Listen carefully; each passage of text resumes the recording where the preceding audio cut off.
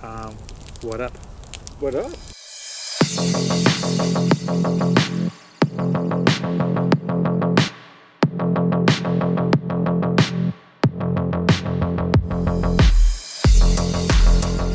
We're back. This is How Your Man Ran. Andrew, Kevin, if you watch the other movies or other episode on our top 5, you know I'm pretty deep right now. So, no promises on this one. I'm holding it together. I'm just going to take a nap next to the fire that we just rebuilt. While he talked about Final Fantasy Tactics, the great PS1, correct? PS1, initially. Initially.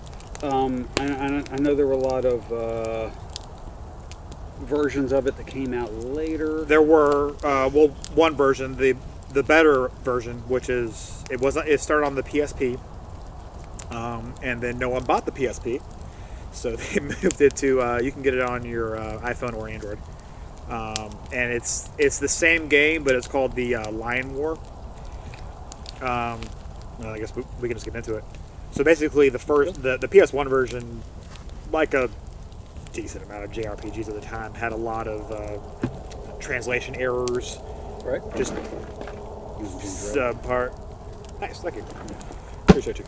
A lot of just script errors, but still wonderfully enjoyable. Great game.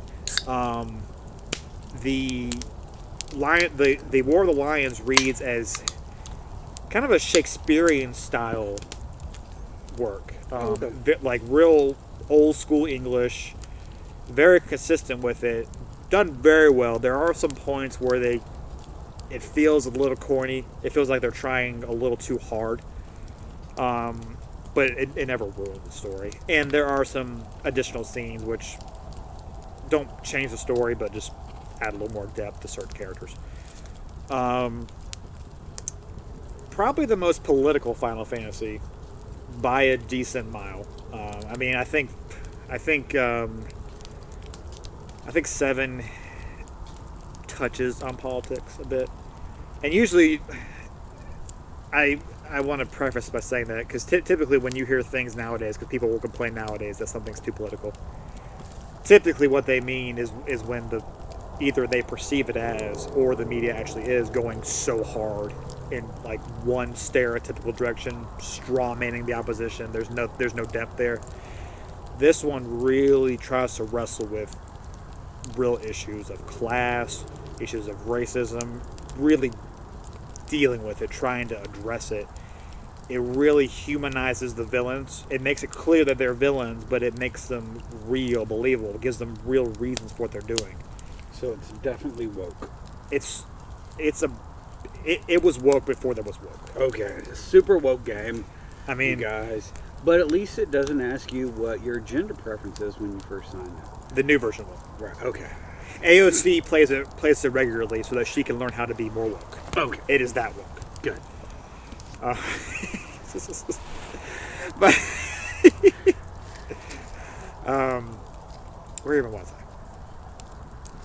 We're talking about politics. There we go. Sorry. But yeah, it really deals with it. The main character, he comes up with actual privilege, not what we consider today. He was abandoned by his mother, who not abandoned by his mother.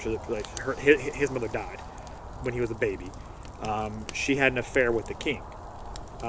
He wanted that very hush hush, but he wasn't going to abandon his son. So he went from living in squalor, as they do when there's kings, to living in a castle. That was all he knew. He might have been 1 when he got taken there. So he knew nothing of his past. He knew nothing of growing up in the slums. He was allowed to go into their very prestigious Squire program that makes you into a knight eventually. He's got every advantage he could ever want. He has a friend who is from that class, and his father adores him. His father doesn't treat him as lesser than. He's got two other brothers, half brothers, because they're full nobility or whatever you want to call it. But they accept his pauper friend as one of their own, and he and his father also pull some strings for him. How long ago did you play it? Did you say? Let's call college. So It's been a minute. Yeah. Did you beat it? 2004. I didn't get that far into it. Gotcha. Okay. Yeah. Well, I assume we're spoiler. We're spoiler at this point, so there you go. It plays in 5 chapters. It reads like a short book, I guess you'd say. The first part of it is before the very beginning. So in the very beginning, you see the main character as just this mercenary who was hired to guard some queen. I'm sorry, she was a princess. That's all you know. He's just a mercenary. He sees something that kind of triggers a memory. So the first fifth, maybe, of the game is, I believe, 2 years prior. Maybe just one. I think it's 2 years prior. And you play as him as a young boy, kind of earning his knighthood with his friend. One thing leads to another. It's constantly shoved in their face how his friend Delita is considered. He's considered lesser than, because to them he is, in fact, he is not royalty. They're very, and with what I love about War of the Lions is that they do a great job at showing that these characters truly, they're not cartoonish villains just saying, "Oh, you're bad because you're from this race." No, they genuinely convey belief that because you were born here, that is your role. You need to serve us because that is your role. You were just a dog to us. They genuinely believe this, and they passionately will defend it. Either verbally or to the death. And that's constantly shoved in their face. And the main character, Ramza, I always call him Andrew because I'm a very narcissistic game player. Yes. But his name is Ramza. He's struggling because he's like, but I've seen so much good, and my father brought me in from the streets. If you can, like, there's even a scene early on where they kill some thieves. And at the end of the battle, he'll say, "Why were you so sad with your spot in life? Why couldn't you just work hard and earn something for yourself?" But it's not said in like a bootstraps kind of way. It's very genuine. Like he's really trying to grapple with, like, why did you do this? Why did you make me kill you? I didn't want to do this. And it's constantly showed in his face, and as he sees the struggles of what his friend is going through, and eventually in the first act, his friend's sister is killed. And she's simply killed because the rebel army basically took her hostage, thinking she was one of them, one of nobility. And they were basically using her as a human shield. And Ramza's brother and one of the other young squires just killed her because it was like, who cares? She is in the way of our goal, which is to take down these rebels who are trying to sully our name. And Ramza and Delita see that, and Delita has a mental breakdown naturally, as one does when his sister is killed. We've all been there. Yes. And then battle happens. They get separated. Keep going. I want to turn this. Cool. And I mean, I don't want to hash the whole story, but essentially it ends up Delita and Ramza are on two paths. They're both trying to kind of fight for what they believe is right. Delita is not made clear until the very end. Ramza is very much trying to save his brothers. He believes that they're good, but at the same time he's not willing to do what it is that he once did. Which for a while makes his brothers hate him because they see him as just ungrateful and a traitor. But he's basically trying. They have this church there, which basically they kind of worship these gods that they just kind of made up. But it's very powerful, and it's clearly talking about the Catholic Church when they were at their most powerful. It's clearly that like not necessarily criticizing the Catholic Church, but the same level of power and the same level of kind of control without even needing to truly use your power, just making them believe in you. And he basically is trying to go against the church because he's found these secrets that they kept hidden. And it culminates in essentially Delita gaining power, becoming king from nothing, and yet still wondering and kind of using that to create his legend as a hero to give everyone hope. He basically his end goal was to tear down the class system they were in. So of course, communism. There we are, woke as hell. Carl brings a tear to Karl Marx's eye.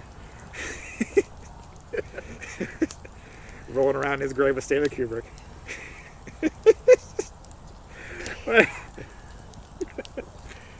Whereas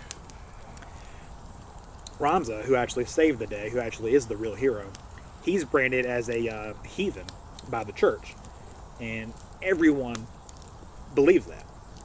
Like besides Delita, besides like 3 or 4 characters, the entire of society just thinks of him as just this traitorous heathen. That's all he is. And actually, I remember a while back, I had texted you and I said I'd asked if you'd be interested in doing like a top 5 or whatever of your most noble or most like bravest heroes from games. When I sent that, he was who I was thinking was my number 1, because he truly threw everything away, cared not for his name, cared not for his legacy, cared about nothing else but truly protecting everybody. His brothers even hated him. He was branded a traitor, branded a heathen, a heretic, all that crap, but he still pursued through. And there's really not, it's like, that's really the one point where it kind of comes across as a little cartoony, because he never really has a moment where he is truly tempted to the other side. Where there's like there's several moments where they try to say, "Why don't you just come with us? It's all gonna be okay. Like, you still got your family name. We can make this right." And he's like, "No, there's no chance. I'm not doing that. I'm gonna stab you instead." You gotta watch out for stabbing people. Well, they were trying to kill him, and granted, given the scenario, he wasn't dumb enough to think that they were gonna actually do what they said. But yeah, I actually listened to a I think it might have been like a 5-hour podcast on this game. It's one of my favorites. I've beaten it more times than I should say, probably. But it's got so much depth in the story. There's I can play it just for the story, because the game, the actual battle system is fun. I like a good strategy RPG. But that part honestly can get a little old. You can play around, because there's at least 20 different job classes. You've got the knight, you've got the wizard and the white mage. You've got monks, ninjas, bards, dark knights. You've got some fun ones, and you can combine the skills that you unlock and all them to make your own character. So if you want to just grind early on and just crush the game all the way through, you can do that. If you want to try some kind of strategy where you're going to make the game harder on yourself to see if you can do it, like you can play the game 20 times in 20 different ways. There's a lot of that you can do. But if you're just playing it straight through as just a normal run, probably after the second or third time, it's going to get pretty dull, unfortunately. Which really sucks, because the story is phenomenal. Purely as a story, it probably beats any of the Final Fantasies. I said that they really humanize the villains. Like Sephiroth, Kefka, these are like awesome villains, but they're not believable in the sense that they're real. Like there's no alien who's going to come and realize that we're this species, like talking about Sephiroth, that we took his mom away from him and we took over the planet that was his. These the villains in this story are power hungry individuals utilizing either spiritual or political systems to their advantage, feigning that they're heroes to society while secretly trying to do something more underhanded to gain real power. And they have they have a lot deeper reasons too. When you actually watch their stories as you play, you realize that they've all been hurt in some way. They've all lost a son, or a mom, or a friend, or been betrayed. They have real depth there that motivates them, and that at moments you see them and it's like maybe they're going to make the right decision and they're going to come to your side. And,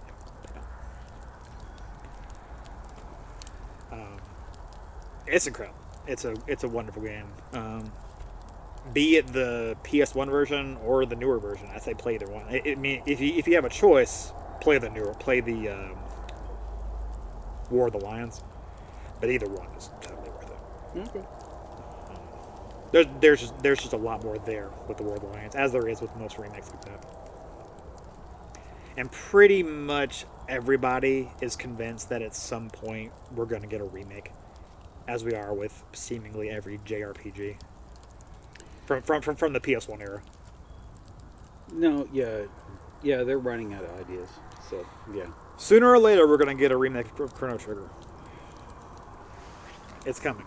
yeah, we're never getting that. That's not Ye of actually- little faith. No, they've been talking about that for feels like 20 years. I've been hearing that discussion on that one. The time is right. But so I mean, unfortunately, you don't have.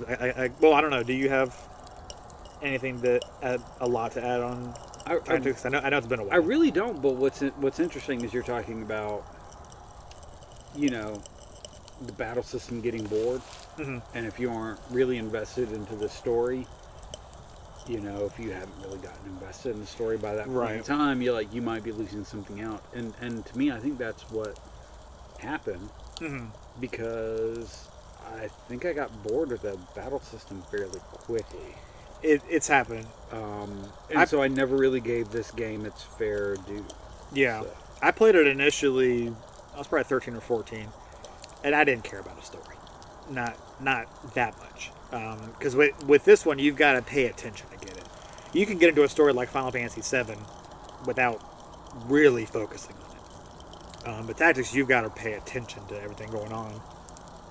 There's like taverns you stop at from time to time, and if you want to, you can choose to like talk to the bartender, and he'll give you rumors and stuff going on. That kind of pieces the whole world together. So you've got to really invest to get that story, but it's completely worth it. But you guys got to put in the effort. Which is, us much younger, we're not gonna. Right. We're not gonna do that, unfortunately. But yeah, I mean, like the battle system fails after a while, unfortunately. Which some of the hardcore fans won't like to hear that, and thankfully they're probably not watching this. Actually, they're probably the only ones that'll watch this. Yeah, you're probably right. I'm sorry, fans. I love this game. I do. I played it again and again, despite the system dragging for me for a little while. Which is why I will basically nowadays what I'll do is I'll just get my characters. I'll get their base squire levels filled out, because in the squire level there's two abilities in particular.